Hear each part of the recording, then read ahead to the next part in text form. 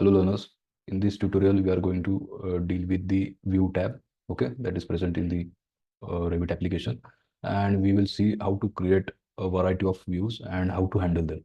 Okay, so let's get started. So here is the file that we have left off previously. So here we have the floor plans, here we have the ceiling plans, here we have the 3D views, here we have the elevations, okay, and here we have the sections. So if I select and delete anything from here, then the sections would be deleted from the entire model. Okay, we have the area plan that we have created previously. So if you just double click on it, left double click on it, you can go and access the area plan which you have created. So if you don't want it, just right click and delete. Okay, so here are the basic views that are available. The views may be in the terms of plans, 3D views, elevations, sections, etc. Okay, so now let's get started to see how to create or manage views. Okay, so in order to create uh, any view, any floor plan for a particular level, all you need to go into the view tab and you have a create panel, and under the create panel you have the plan views. Okay, so when you just drop down the list, you have the floor plan, reflected ceiling plan, structural plan, plan region, area plan. Okay, area plan is similar to what we have seen while discussing the area element. Plan region is a thing that when you sketch a particular plan region, you can control the view range for that particular area without disturbing the view range for the entire view. Okay, so we'll have an example of it as well. And here are the three floor plans. Okay, that is the floor plan, reflected ceiling plan, and the structural plan. Okay, so let's get started and see how we can generate a particular floor plan. For example, I don't have a level 2 floor plan, so I'll delete this one. So I have level 2 present in my uh, project file. You can just go to the elevation and you can see there is level 2 present. Okay, so I want a floor plan of level 2. Okay, so in order to do that, all you need to go into the plan view, and for now we need the floor plan, so we'll go to the floor plan, and here you have the list of plans that are not generated, or else if you untick this, you will have all the levels that are present in the Revit file, and you can have the floor plans for each particular one, okay, if needed. So we have the level 0, we have the level 1, we require the level 2 floor plan, so just click on level 2, the type is floor plan, hit OK. So you can see there is level 2 floor plan created, as you can see here. Okay, in this way you can create the floor plans as required. You can even duplicate multiple floor plans, okay, or each view maybe, okay, rather. So right click on the view or the floor plan, you can just have a duplicate view. Then here there are a few stuffs regarding the duplicate option, so we can just duplicate it plainly, duplicate it detailing, and duplicate as a dependent. So we will have a look at each of them. So for now, let's go ahead with selecting the duplicate option. So I'll go to and hit duplicate. So here we have the duplicated floor plan of level 0. So the by default Revit takes the suffix as copy. If you want, you can just rename it by right clicking on the name and rename it whatever you need as level 0 duplicated. Okay, so we have the level 0 duplicated, but you will notice that level 0 previously had room tags. Okay, room tags present, but when we have duplicated the level 0 floor plan, we don't see any room tags visible. Okay, this is because we have just duplicated it plainly using the first option. So if I go to level 0 again, okay, this one, and right click duplicate with detailing. Okay, so if I choose duplicate with detailing, you can see another floor plan is now being created, and just rename it. We'll just use the shortcut here, duplicated with detailing, so DD, and you can see whenever we choose duplicate with detailing, all the detailing that was present in the reference floor plan are automatically shown or copied into the new created floor plan. So this is how duplicate with detailing works. This was the plain duplicated reference floor plan. Okay, so it doesn't have any details available in it when you compare it with the reference floor plan. Okay, so there are a couple of options for duplicating as well. So if you want the plain duplication, you can use the first option of duplicate, and if you want the duplication with respect to the detailing point of view, so you can have duplication with detailing. Okay, so these are the few stuffs regarding duplication. So the last one here is duplicate as a dependent. So when you choose duplicate with duplicate as a dependent, then you right click, then whatever changes we make in the main file, for example, if I remove the tag here, those similar changes would be replicated into the uh, dependent floor plan as well. Okay. So if I remove a particular tag, just to showcase an example, if I remove these tags, then similarly, all the tags that I have removed from the reference or the source level, so source floor plan would be disappeared from the dependent view as well. Okay. So in the source, if I turn off the rooms, just go to the visibility graphic override, go to rooms and turn them off. Okay. So the same changes would be visible into my dependent as well, dependent view as well. Okay. So now if you go back to the duplicated one, you can see even though the source file has few modifications, those are not visible into my duplicated one or duplicated with detailed one. Okay. Because they are not linked with each other. Once the duplication is completed, the both the duplicated and duplicated with detailing options will be treated separately, unlike the dependent one. Okay. So you can see all the rooms and the tags are visible in my duplicated and duplicated with detailing floor plan views. Okay. So the thing is that the dependent view, whenever you create a dependent view, whatever changes you do in the source file would be replicated into the dependent view as well. Okay. So once you notice or you have all the changes completed and you want to make it uh, not miss, you have to turn this dependency off for this particular view. You just need to select the view and convert as independent view. Okay. You have the option for convert as independent view. This is available only when you duplicate as a dependent. Okay. This option is not uh, available when you duplicate it as a normal or duplicate it a detailing. Okay. So if you want to convert it as independent view, just click on convert as independent and your independent view is now created. Okay. And you can just also check in the dependency of the particular floor plan properties. The dependency is currently set to independent. Previously it was dependent. Now it's converted to independent. So whatever changes you make here in the main source file, okay, I'll turn the rooms on again.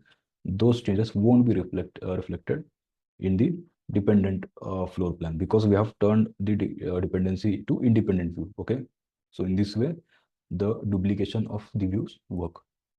Okay. So now let's getting move ahead. So now we have seen the plan views. Now for example, let's say I have this window present at a sill, maybe a sill height of 1500. Okay. So whenever I do that, just go to VR 1500. So 1500, I'll just make the view range for this particular floor as 1200.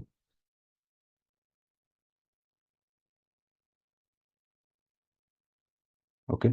So in this case, as my window is present above the cut plane, so the window is not visible. So in that case, without hampering the overall view range for the entire view, you can have the windows shown or populated into the view using the plan region.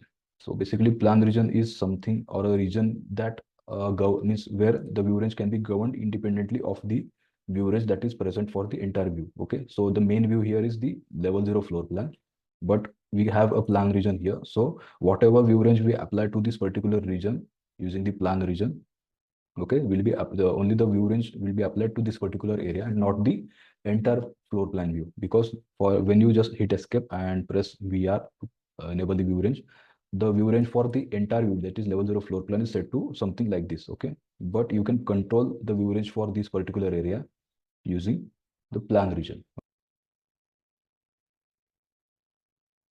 Go to view range and here from here you can adjust the view range for this particular area. Apply, hit OK. So now you can see the window that was previously not visible is now visible again. So here there was another window that was cut or not visible as we have modified the view range. So you can adjust the view, the boundary of the plan region in order to make them visible, okay, in the floor plan. In this way, you can control the view range of any particular area using the plan region. Okay, so let's delete it for now. Control Z, Control Z, Control Z. Make it back to the preset. Okay, so in this way, the plan region works.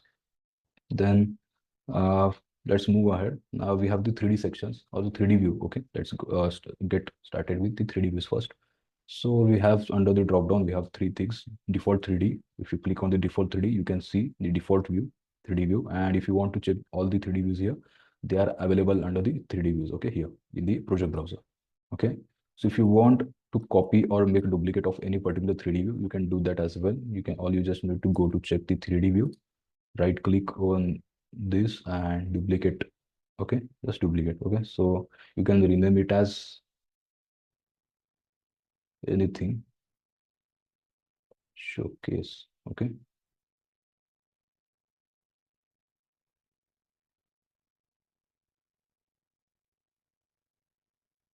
okay, so here we have the showcase or the display 3D view.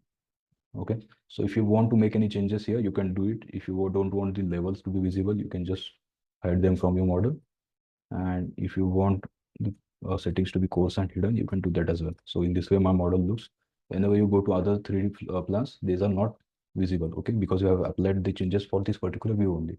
So if you want to showcase this 3D view as a presentation, so if you want to lock the view, you can lock the view as well.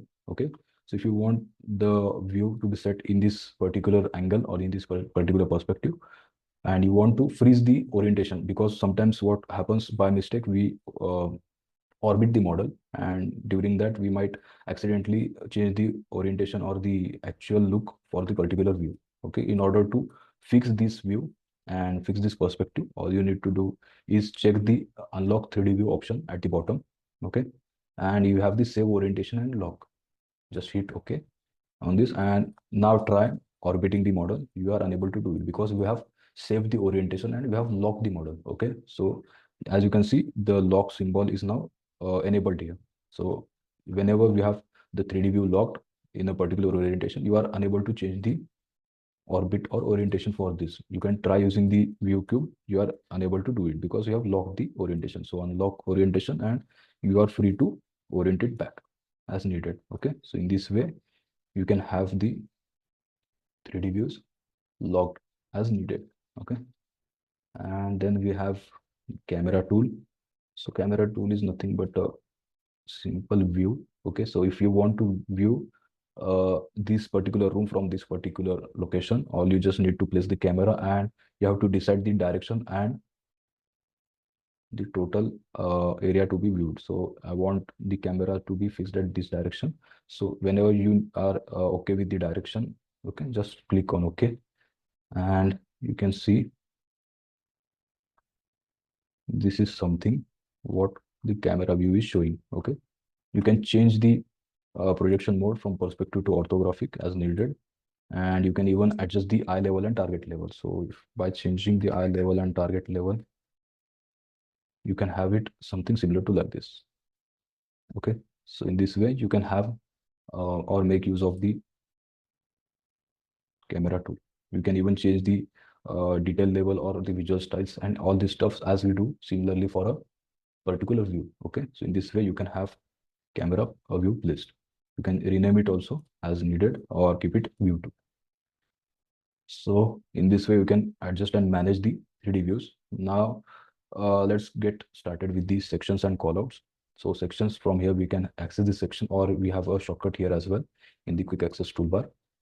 So for section, all you need to just select the from the properties. We have two types of sections, that is a detail view and a section. So when you first will get to understand what a section is basically a cut between the 2 points that you wish to see, and the shape handle that you are seeing here is the far clip offset. Okay, it basically determines up to what range from the section line you wish to see the objects. Okay, so if I keep my far clipping till the second thread here and just go and right click, go to view, I'm only able to see the first couple of steps of the staircase. But if I extend my far clipping beyond this wall, so and go to section 1 again, I'm able to see the entire staircase. So in this way, the far clipping works. So far clipping offset, you can find it in the properties also. For now, the far clipping is set to almost 3000 mm. Okay, or else you can control it from using the shape handle. Okay, so if I use the shape handle, notice the change in the far clip offset. Okay, so in this way you can control the far clipping offset. And even for this section, you can control every item or every instance that we have used for the views. Like you can manage the scale, you can manage the uh, detail level of the model or the sectional view, you can manage the visual styles. Okay, you can change the section as well. Okay, if you don't want to see the reference plane, you can hide them. Okay? Or you can just make any changes using the visibility graphic override as well. Okay, so if you don't want the grids to be visible, go to VV and select the grids and set them to not visible. Okay, so we have the reference planes as well. So you can just make the view much representable as you want. Okay, using all these stuffs. So in this way, you can have this section. But what if you want a section in a zigzag manner? Okay, for now we have seen the section in a straight line only. Like it may be horizontal, it may be vertical. Okay, so if you want a section in a zigzag pattern, so for that, all you need to do is draw or model a section. Okay, and here we have the split segment option. Okay, so whenever you choose a section, you have the split segment option available. So if you want to split the section in a particular location, at a particular location, you can just click on it and drag it as needed. Okay, so I want a split here and I want to move the section a bit below, and notice my far clipping offset is here, like it's shown in the dotted line. Whenever I try to move my section beyond the far clipping, it's not going further beyond the far clipping offset level. Okay, so all you need to increase the far clip here in order to shift the segment location. Okay, so here in this way we can have the section modeling various segments, okay, by using the split segment command. So now if you go to view, you can see the entrance, the staircase, and the window here, as we are uh, cutting the sections along these elements. Okay, so in this way you can have a zigzag section as well. And whenever you need to check anything you within a section, if you want another section, then you have the option to go with the detail view. Okay, so whenever you are present in any section and you try to model a section horizontally, so you are unable to do it. So in that case, you all you need to do is use the detail view. Okay, a detail view is something similar to the section only. Okay, like if you just go to right click and go to view. Okay, now you are able to see all the elements that we are cutting using the detail view. Okay, here the detail view works similar to the section. We have the far clip offset here as well, so you can adjust the view range by which you can control up to what depth the detail view should be visible, or the elements that can be covered. Okay, you can control it from here. So in this way, the detail view works. Or if you want the detail view of a particular corner or stuff like that, you can go either with the detail view or the call out. Okay, so we'll have a look at call out now. So for call out, we have two stuffs. For example, I need a call out for this particular wall corner or maybe a wall junction. So I just go and place a section horizontally. Go to view. Okay, so if I want a detail of this particular uh, floor and wall junction, I can go for using a call out. Okay, so how the call out works, just you need to go to a call out view, and you have two options, that is rectangular and sketch. Okay, so let's get started with the rectangular one and just sketch it out. Okay, so for now it's not linked to any sheet, so this data is blank. So if you want to have a look at the view, just go to right click and go to view. So in this way your call out will look.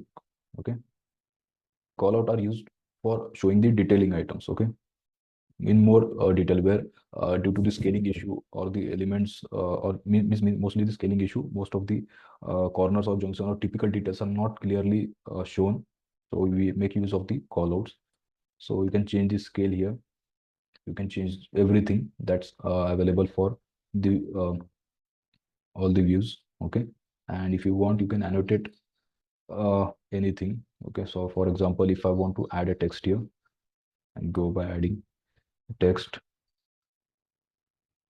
junction floor wall, okay. For now I've added the random text. So increase the cropping view in order to fit the annotation here. So if I just drag the my cropping here, so that my text is going beyond it, then my text is not visible. So if I adjust my cropping view, so I'm now able to see the text, okay. So you can detail anything as per your requirement using the callouts. Okay, so as callout is working here in this section, the callout can be worked out for a floor plan view as well. Okay, so now let's sketch it. Okay, here is our callout. You can adjust the view here. Okay, now go to view. You are able to see the wall corner here, and we have the floor here. You can remove the grid lines and adjust everything possible. Okay, so in this way the callout works. Now let's move ahead creating the elevation views. Okay, so elevation views, under the elevation views we have elevation and framing elevation. Framing elevation is like mostly related with the structural part. All we are dealing with the architectural part, so we'll just check the elevation. Like there is absolutely no change in these things. So if you know how to place an elevation, the framing elevation won't be an issue for you. Okay, so for example, we have four elevations here. That is the elevation 1 here, elevation 2 here, 3 here, and 4 here. Okay, so here I will have a couple of examples. So here is the plane 1. Here we have, okay, an inclined wall sections, okay, or inclined wall arrangement. So whenever you want to place a elevation, all you need to just go near to the wall reference, and the elevation tool will automatically sense the orientation of the particular wall. So if you want external elevations, you need the elevations to be placed outside.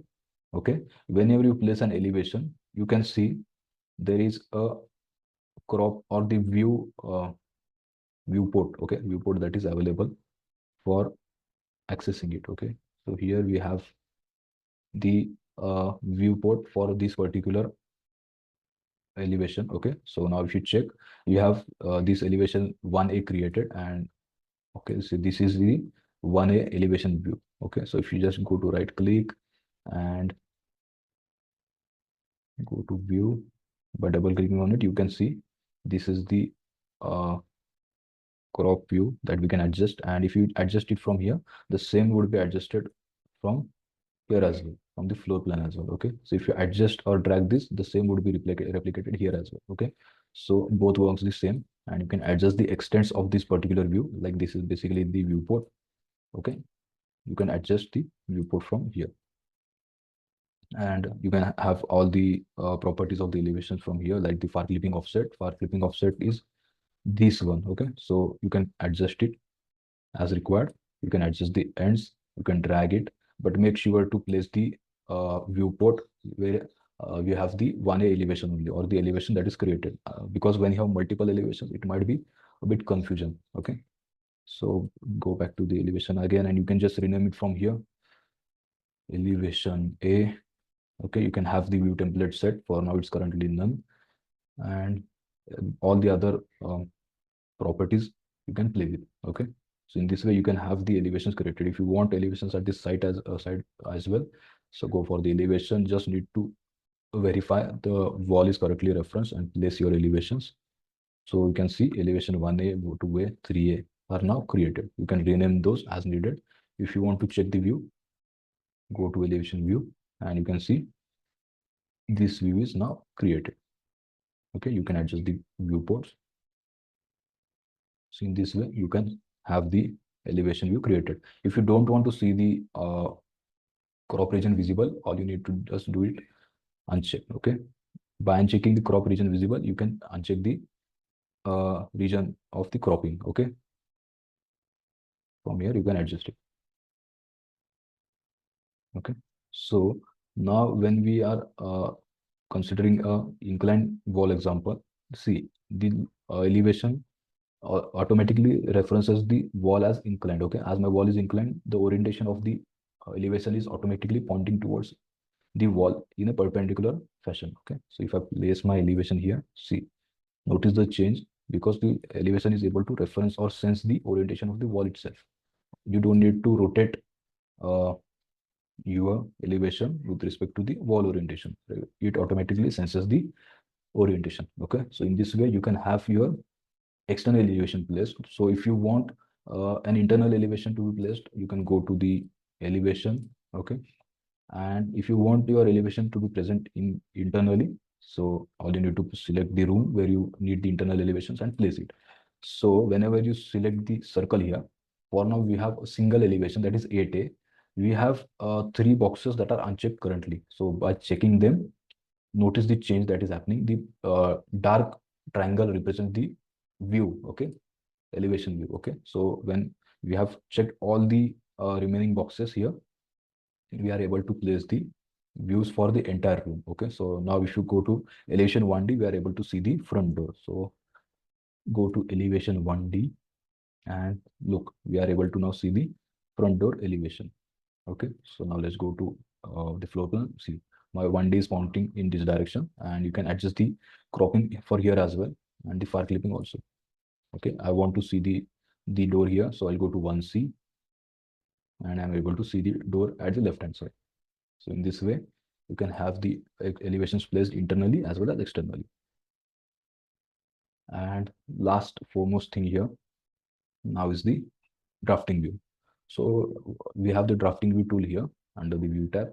So click on the drafting view. It's asking to set a name for it. Let's keep it drafting view 1. Okay, set the scale, or you can custom the scale as needed. So let's keep it as 1:10 for now. Okay, and we get a blank canvas here whenever you choose the drafting view. Inside the drafting view, you can sketch anything as required in order to mention or highlight any particular typical views that we show in drawings. Okay, so to do that, I'll go to the annotate tab, or maybe the just sketch a few lines here to show the example. I'll use the detail lines here, and I'll just sketch a rectangle here, or maybe not a rectangle actually. Let's showcase a typical corner for wall junction. Okay, so in this way we can have any typicality, and here we can have few layers as well. So I'll go for the center for now and just trim it out. So in this way, the wall junction should be like it's a detailed view, and you can have the text added. Typical wall junction.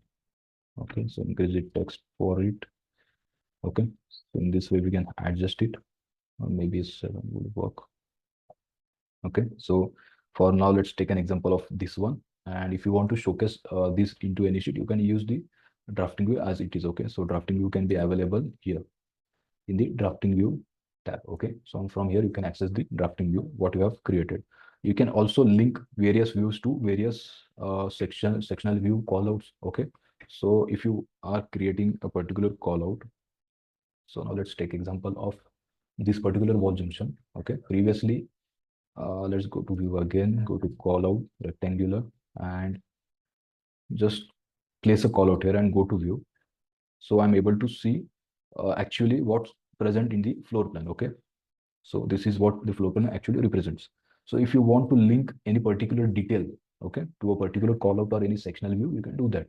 So whenever you are creating a callout, here we have reference other views option available. Okay, so you can set any other view as a reference for this particular callout. So when you just check it, you can have any other views as a reference for this particular view. So we have created the drafting view 1. So we'll go ahead with the drafting view 1, and even though you are selecting or placing the uh, call out at this particular junction, wall junction, and the model shows something like this, the call out would show what's seen actually in the drafting view. Okay, so it will reference to the drafting view, and whatever the details that are present in the drafting view would be shown in this particular call out. Okay, like this. So in this way, you can have views referenced with respect to any details that you prefer to show. That's it for now. Thank you for watching.